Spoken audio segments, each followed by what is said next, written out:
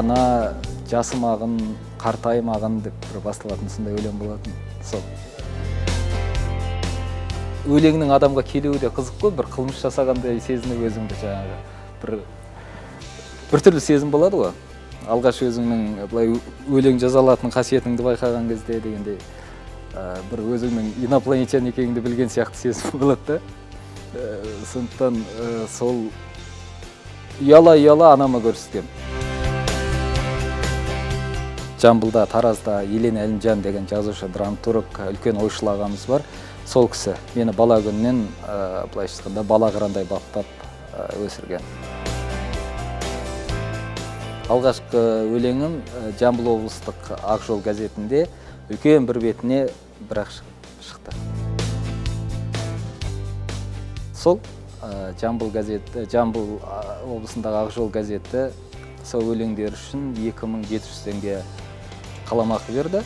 Сол қаламақыға домбыра сатып алдым. Жамбыл облысының әкімі болып тұрған сол кезде Серік Әбікенұлы Үмбетовтің қолдауымен Жыр перзент деген атпен 16 жасымда жарық көрді. Алғаш өлеңімен Қуат Әуесбайды жақсы танисыздар, үлкен журналист. Сол біз қатар оқыдық Таразда. Ол басқа мектепте, мен басқа мектепте, бірақ қатар енді.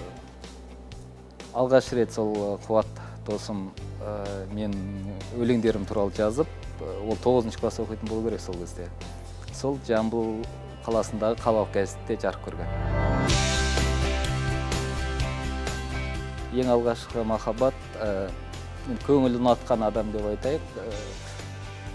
5-6 класс оқып жүрген кезде бір қызды ұнатқан, бірақ енді оның алғашқы махаббат деп айтуға бола ма? Жалпы менің алғашқы махаббатым адамға емес, өлеңге бағышталып кеткен сияқты. Мен ол кезде 6-шы сыныпта оқимын, анам ауруханада жатты. Сонда анама менен 2 жас үлкен нағашы ағам бар. Екеуміз сол кезде не сыйлық сыйлайтынымызды білмей базарда жүрдік. Базарда арба итереміз. Арба итеріп, енді әркімнің саудагерлердің таңертең барып жүгін шығарып бересің, кешке барып қайттан орнына қойып бересің дегендей.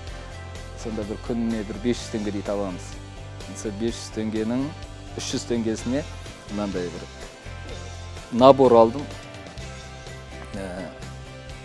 Енді нақты не бар екен ішінде есімде жоқ, бірақ әйтеуір әйел адамдарға арналған набор.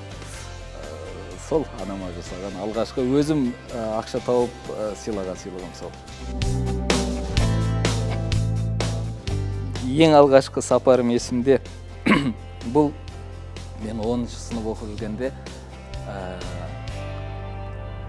республикалық олимпиада болды. Орал қаласында болды.